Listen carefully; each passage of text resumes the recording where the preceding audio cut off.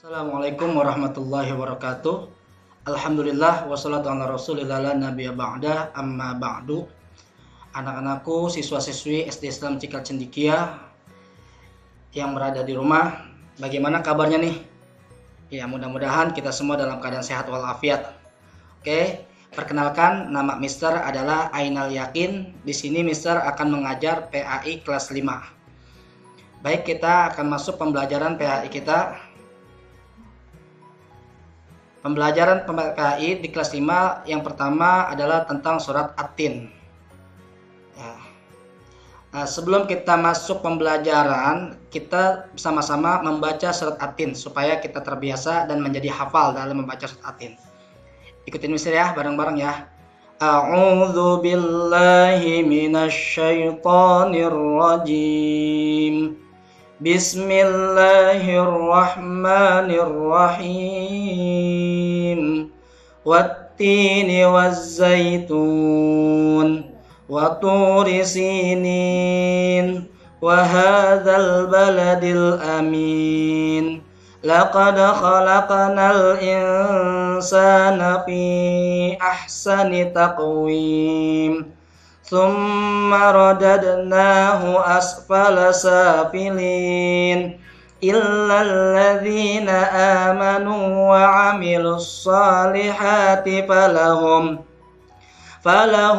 ajrun ghairu mamnun.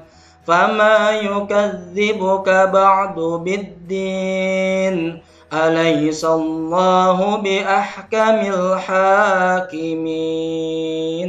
Shadaqallahul azim. Gimana anak-anakku? Kira-kira udah ada yang hafal belum ya suratnya ya? Oke, sekarang kita akan bahas tentang surat At-Tin ini. Ada yang tahu surat At-Tin itu memiliki arti apa? Kita lihat arti daripada ayat-ayat surat At-Tin. Yang pertama, surat At-Tin ayat pertama yang memiliki arti demi buah tin. Yang kedua, dan demi bukit Sinai. Yang ketiga, dan demi kota Mekah yang aman. Ayat keempat, sesungguhnya kami telah menciptakan manusia dalam bentuk yang sebaik-baiknya. Ayat kelima, kemudian kami kembalikan dia ke tempat yang serendah-rendahnya, yaitu neraka. Ayat keenam, kecuali orang-orang yang beriman dan mengerjakan amal soleh, maka bagi mereka pahala yang tidak terputus-putus. Ayat ketujuh, maka apakah yang menyebabkan kamu mendustakan hari pembalasan sesudah adanya keterangan-keterangan itu? Nah, disinilah dan ayat ke-8 adalah bukankah Allah hakim yang seadil-adilnya. Sekarang kita lihat surat At-Tin. Mengapa dinamakan surat At-Tin? Ada yang tahu kenapa dinamakan surat At-Tin? Iya, betul sekali. Surat At-Tin diambil dari kata At-Tin yang terdapat pada ayat pertama yang artinya buah tin. Inilah buah tin. Supaya kita mengenal ini buah tin ya. Berikutnya surat At-Tin adalah surat yang ke-95. Kita tahu bahwa Al-Quran memiliki surat berapa? Iya, ada 114 surat di dalam Al-Quran. Dan surat At-Tin termasuk golongan surat yang ke-95. Surat At-Tin berjumlah 8 ayat. Dan At-Tin termasuk golongan surat Makkiyah. Kenapa dinamakan surat Makkiyah? Karena surat At-Tin ini diturunkan di kota Mekah. Jadi surat At-Tin diturunkan di kota Mekah, maka dinamakan surat At-Tin. Kita akan bahas tentang isi kandungan surat At-Tin. Apa saja sih isi kandungan dalam surat At-Tin?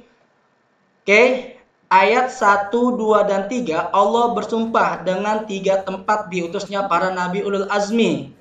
Ya, jadi kita tahu dalam surat At-Tin ayat pertama wattini wazzaitun wa turi sinin wa hadzal baladil amin. Ini menggunakan waw qasam, artinya waw sumpah. Jadi Allah bersumpah dengan 3 tempat ya, yang mana tempat-tempat itu adalah tempat diutusnya para nabi-nabi ulul azmi. Ada yang tahu nabi ulul azmi itu apa? Iya. Nah, sinilah kita lihat ayat pertama tentang buah tin dan buah zaitun. Buah tin dan buah zaitun adalah buah yang tumbuh di Baitul Maqdis. Ya, ada yang tahu Baitul Maqdis? Baitul Maqdis adalah tempat diutusnya Nabi Isa alaihi salam. Ini buah tin gambarnya. Yang kedua, Allah bersumpah di dalam surat At-Tin demi Bukit Sinai. Bukit Sinai adalah tempat Allah berbincang langsung dengan Nabi Musa alaihi salam. Yang mana kita tahu sejarahnya, kisahnya adalah ketika Nabi Musa dengan Bani Israel.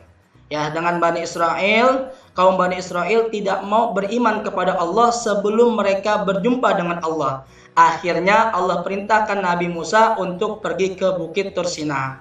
Disitulah mereka bertemu dengan Allah.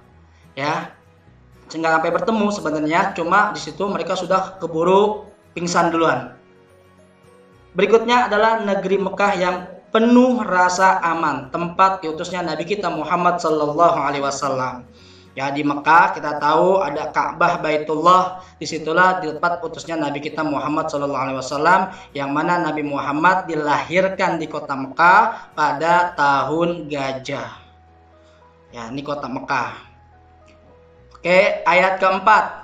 Isi kandungan surat At-Tin tentang ayat keempat adalah Allah menjadikan manusia dalam bentuk yang sempurna. Sekarang kita lihat pada diri kita. Alhamdulillah, ya, berbeda dengan makhluk-makhluk Allah yang lain. Manusia diciptakan begitu sempurna.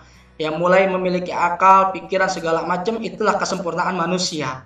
Nah, dari kesempurnaan ini harus kita gunakan kesempurnaan ini dengan sebaik-baiknya.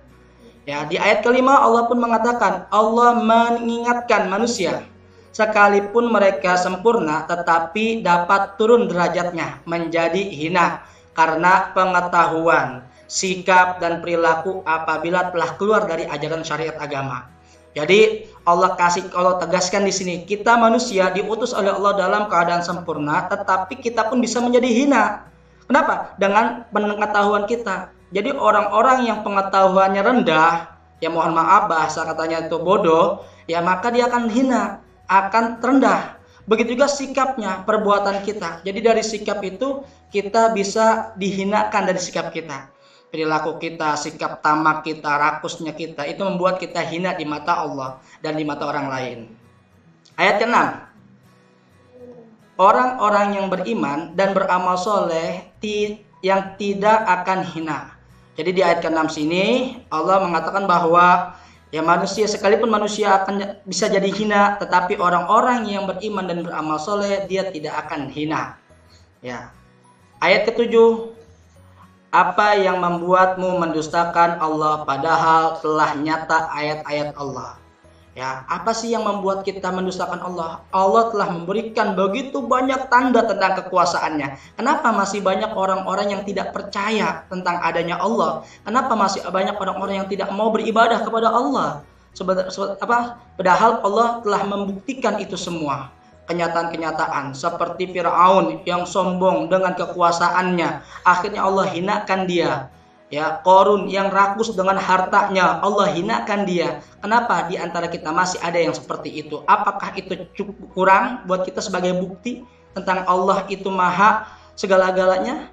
Ya, dan di ayat 8 yang terakhir, ingat Allah adalah hakim yang paling adil. Hakim yang paling adil, Allah tidak akan menzolimi hamba-hambanya. Apapun yang kita lakukan, yang kita kerjakan, Allah akan balas sesuai dengan perbuatan kita. Sebagaimana Allah katakan, "Faman ya'mal misqala dzarratin khairan yarah, wa may ya'mal misqala dzarratin syarran yarah." Siapa orang yang melakukan kebaikan, dia akan melihat kebaikan itu. Dan siapa orang yang melakukan kejahatan, kejelekan, dia akan melihat kejelekan itu nanti. Artinya di sini perbuatan kebaikan kita, perbuatan kejahatan kita, semuanya akan dibalas oleh Allah Subhanahu wa taala tanpa sedikit pun. Alhamdulillah, selesai sudah pembelajaran pertama kita tentang surat At-Tin ini. Jadi, Mister minta kepada anak-anak sekalian untuk menulis ya surat At-Tin di rumah dengan tulisan yang bagus. Belajar menulis kita supaya kita terbiasa untuk menulis tulisan Arab. Kurang lebihnya mohon maaf. Wabillahi taufiq wal hidayah. Wassalamualaikum warahmatullahi wabarakatuh.